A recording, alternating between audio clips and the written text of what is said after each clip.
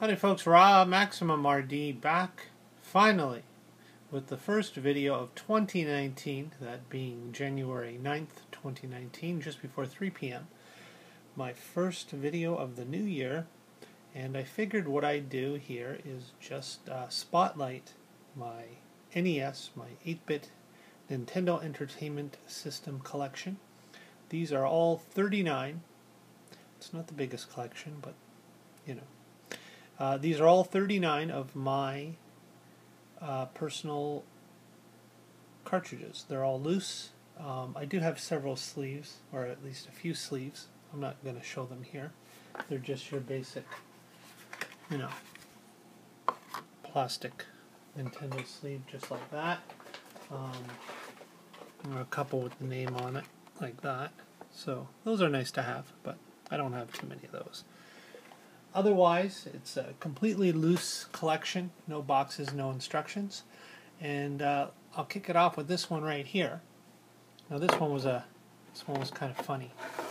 I had gotten this one from a YouTuber, Neil Flynn, like back in 2011, I believe, and at the time it was not labeled. As you can see, I just hastily wrote the name there. RBI Baseball by Tengen, or Tengen, however you prefer to pronounce it. Yeah,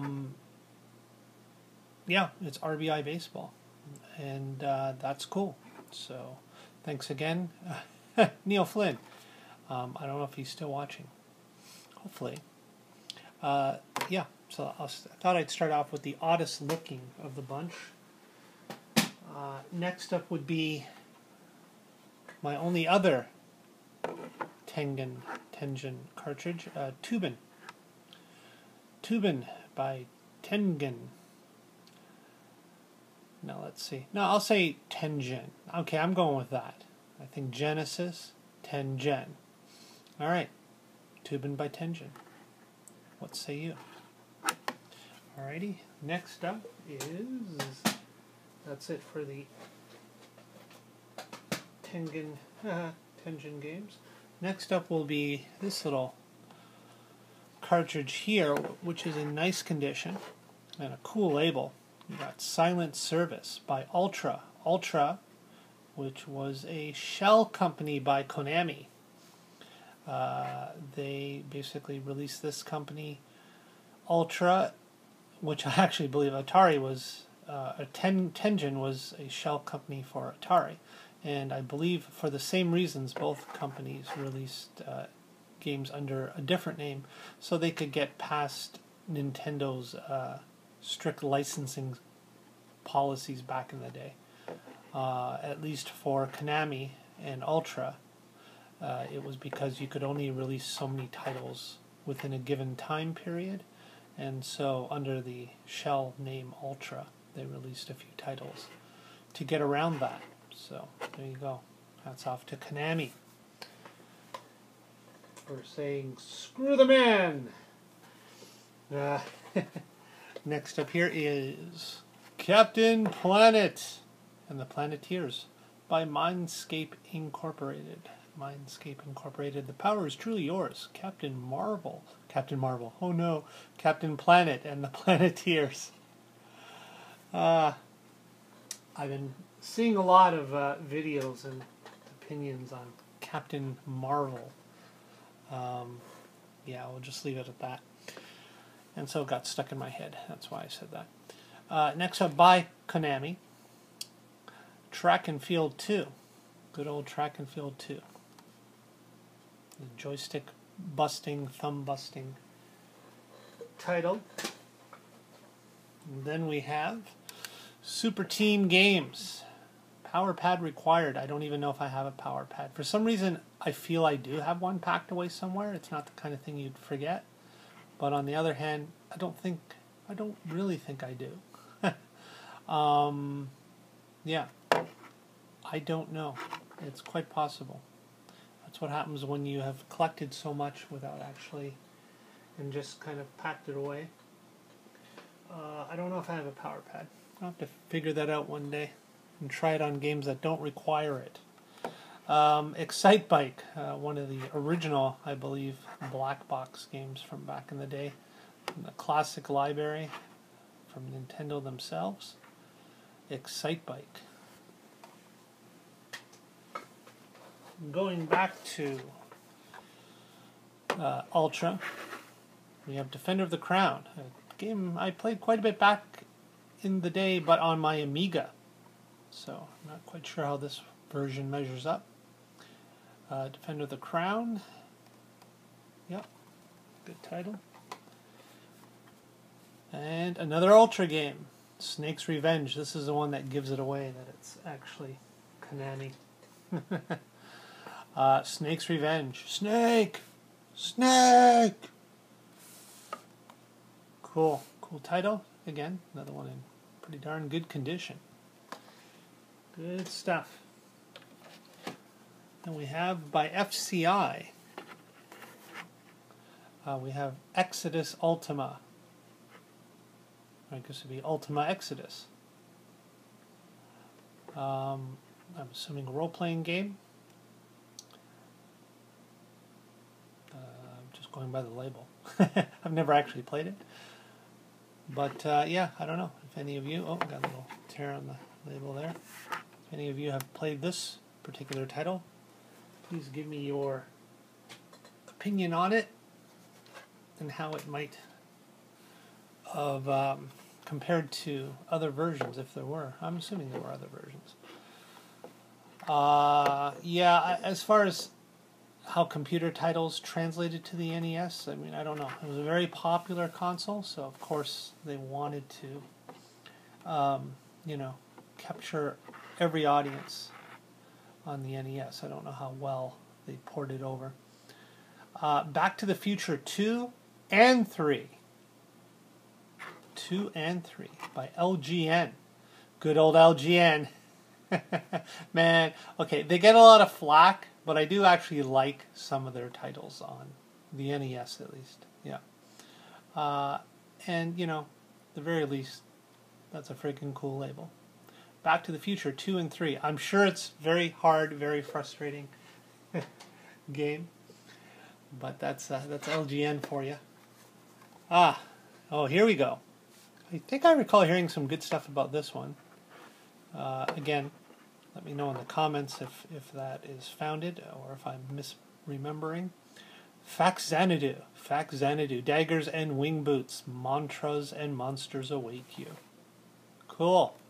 Okay, I like that label. It's fairly simple, but it's nice. I like it. Xanadu. Alright.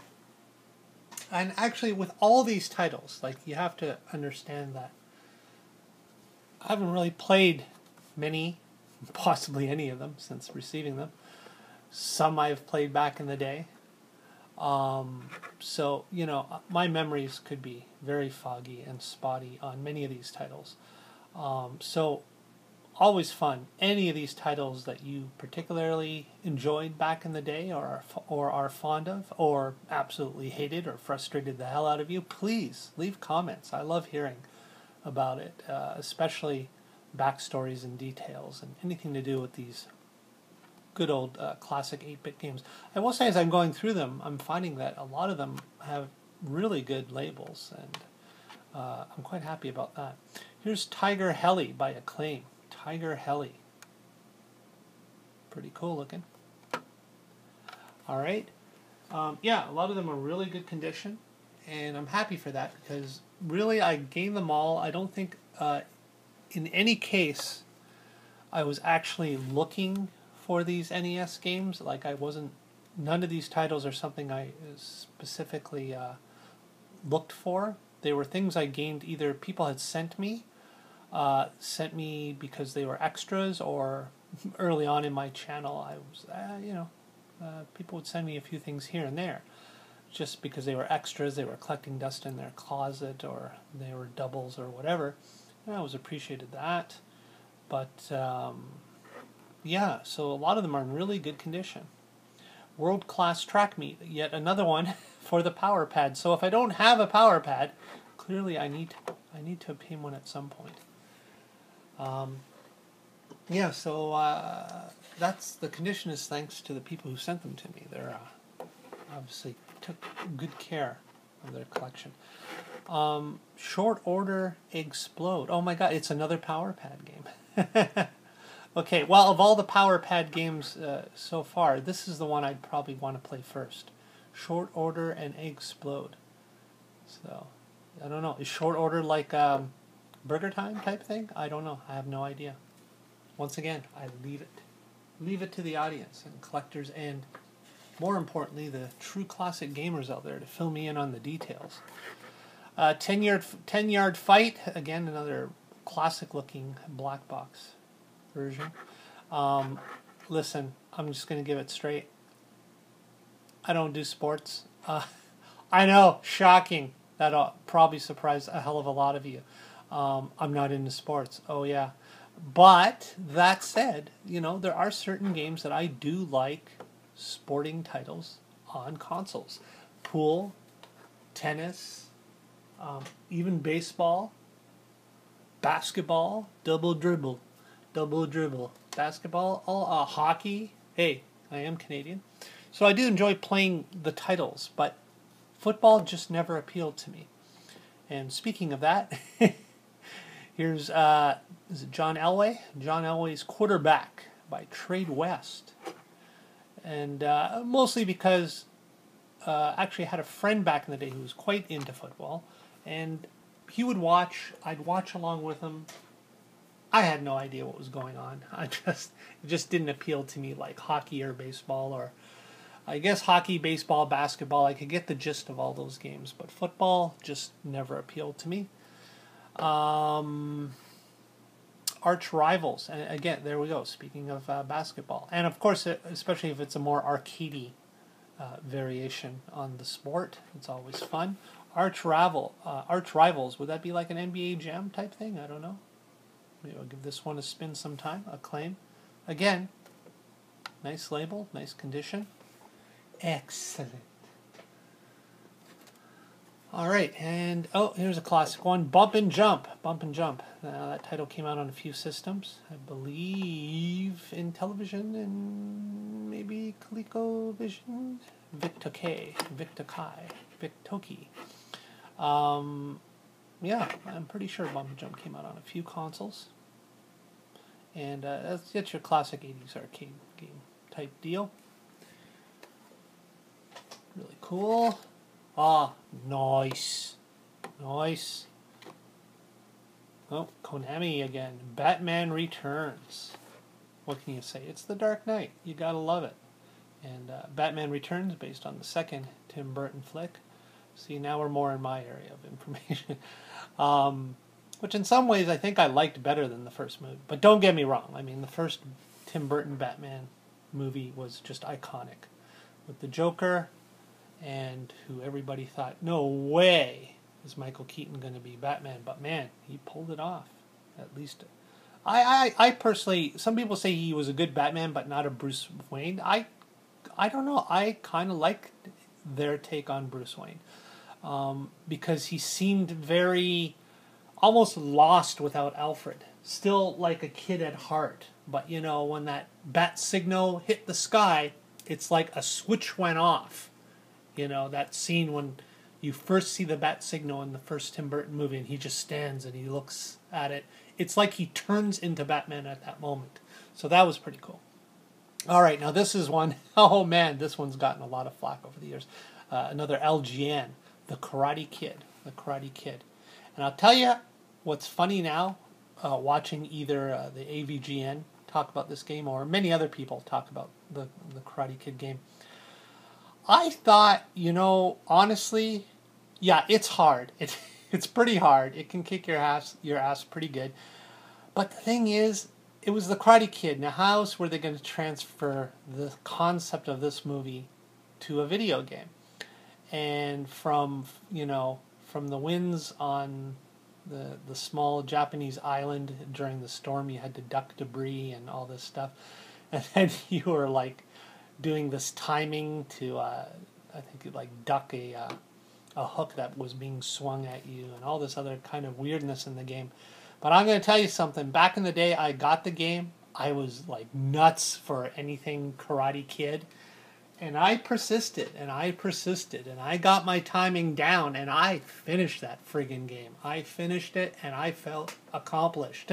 So, I don't know. I loved it. Oh my god, why do I have 3 football games for the NES? So far in counting, 3 football games. Probably my most personally despised genre of, or I should say, sports genre of all the sports games. Football, not my thing, but apparently I have 3 titles. Yeah, I should compare all 3. That'll be a fun review. I don't know what's going on in any of them. Which one's better? I don't know. Guess I like the graphics here better. Tato, I guess Tato? Tato. Sky Shark, cool. Like that one. This cartridge is a little dirty. Can use some cleaning up. All these have been literally just sitting around collecting dust. Which is a no-no. Shouldn't let them collect dust. There's no excuse for that. Okay, again, something else I would be more prone to give a go. Hoops. Well, clearly a basketball game, but it's by Jellico, so I don't know. Jellico, it's one of those weird companies. It's almost like most of what Jellico did back in the day were rip-off versions of more popular titles, especially with fighting games. Not to say they didn't have some good ones. What were they as good or better than any of the main titles? I don't know. But Jellico, I don't know. I think I had some fun with some of their titles on the Super Nintendo, actually.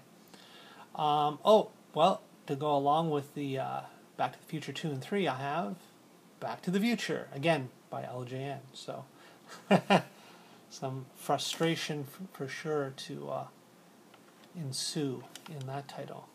Back to the Future by LGN. Well, that's exactly what it sounded like. Some cartridges toppling over.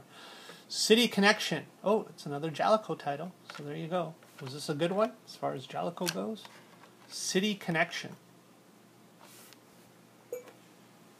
I show you my carts. You show me your opinions on different titles. Give me some comments.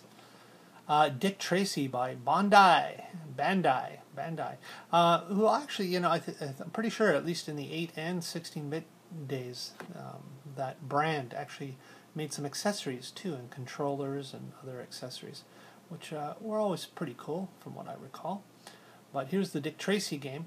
And the one story I have about Dick Tracy, about the only one, was back in the day, back in Toronto, going to the Uptown Theatre. This movie, for those that recall back in the day, was hyped to shit. Back in the day, it was just nuts how much it was hyped. And, looking at the commercials back then and all the marketing, you could see why. But all I'm saying is, if you actually see the movie, I mean, it was no Roger Rabbit, it was no Batman, it wasn't really much of anything. But it was the one thing I remember about that. Let me just hold off for a moment here. The one thing I remember about that is going to the Uptown Theater, seeing a premiere. I believe it was a sneak preview, midnight showing or something like that. And the audience was nuts. You had people dressed up as Dick Tracy characters. Before the movie started, one guy runs up in front, right in front of the screen, and he's like, "Give me a D, give me an I." Yeah, you know where that's going. And he had everyone cheering and applauding and this and that. It was crazy. And then we started watching and watching and watching. I believe that same guy walked out halfway through the movie. So there you go. I don't know. It's just pretty funny. So anyways, yeah, movies can be a disappointment and not live up to the hype. Oh my God, 4. That's 4. I think 4 now, right? 4 football games, of course.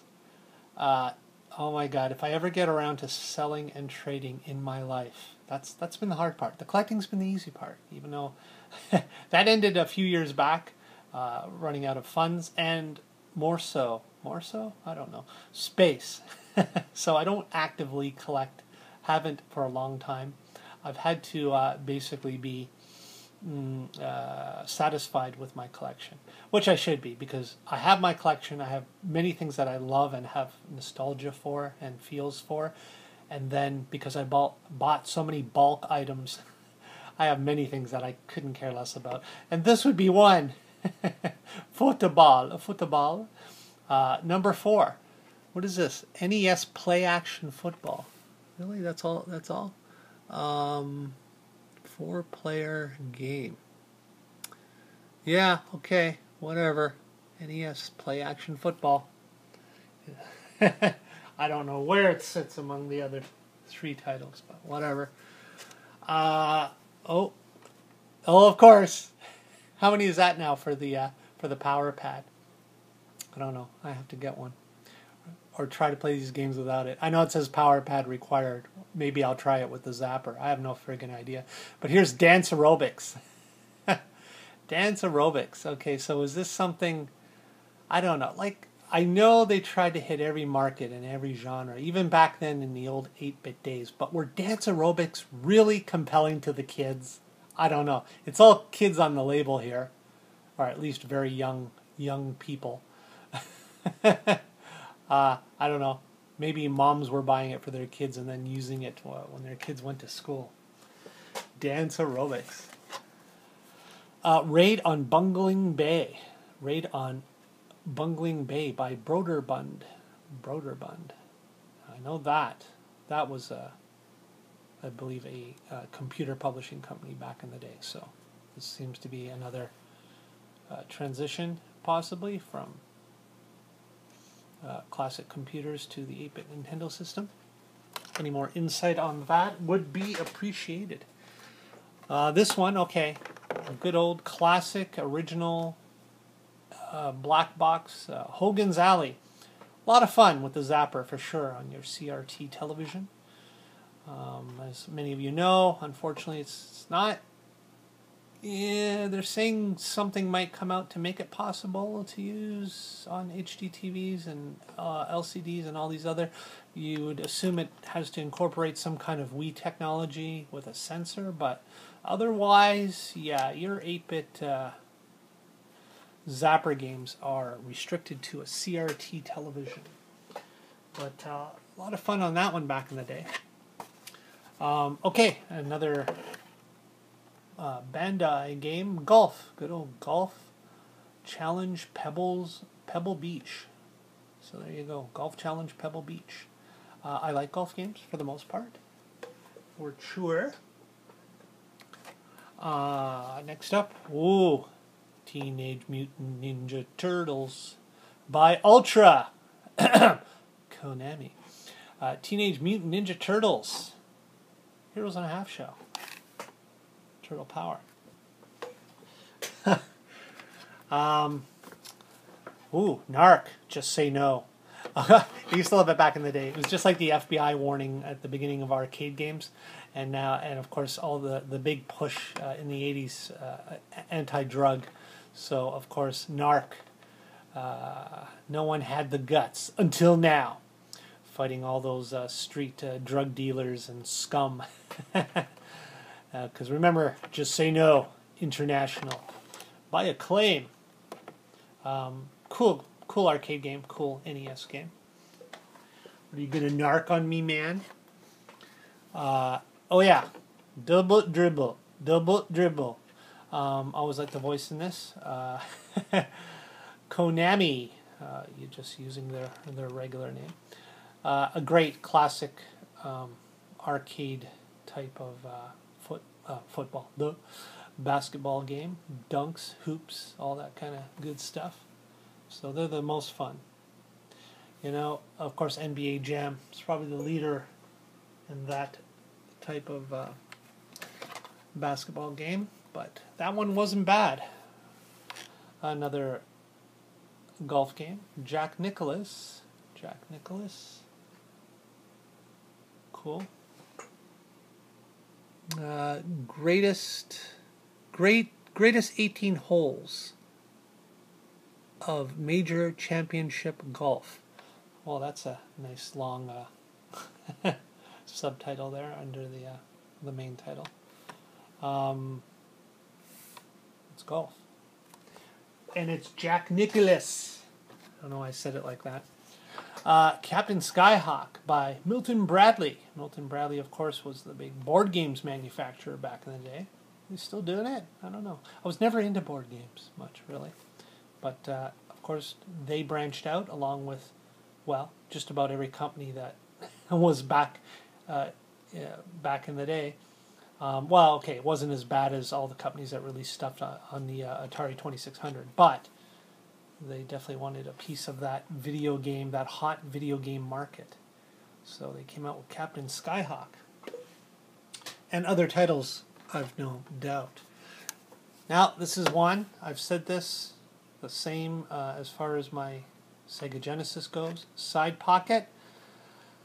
Okay, I love Side Pocket. It is, and that's one of the few things I did actually play in real life was pool. And although I was by no means very good, I was a Side Pocket master in variations, platforms of that game. Just a well done game, good physics, fun, and you can really get a feel for it. By Data East, the arcade game Side Pocket, very good Nintendo one, and I'm very happy that this is in good condition. This goes again right beside my Sega Genesis version, that I will keep and never trade because it's just sentimental and nostalgia all wrapped up in one. I guess they're the same thing. But yeah, I just love that game. So, and here we have Indiana Jones and the Last Crusade by Taito. Indiana Jones and the Last Crusade. Again, excellent condition. Dun, dun, dun, dun, dun, dun. Oh yes, you named the dog Indy. So is that it? I think that's all of them. Okay, so I showed you 39 games, and it went on much longer than it need to, thanks to the fact that I like to ramble. But that's with a purpose, and I hope that rambling means that some of you will have your own opinions on many of the titles that I've shown, or some of the titles, or even a single title that I've shown. Give me your opinion on it, and let me know what you think of this video, and the games, and all that good stuff. So Rob, MaximumRD out for now. Hopefully back again sometime relatively soon here in the new year. Thanks for watching. I appreciate all of you who have stuck with me throughout the years. And any new guy, new person, new folk, new women, new alien that comes on board. It's not so much these days, but you're still all very much appreciated. Bye for now.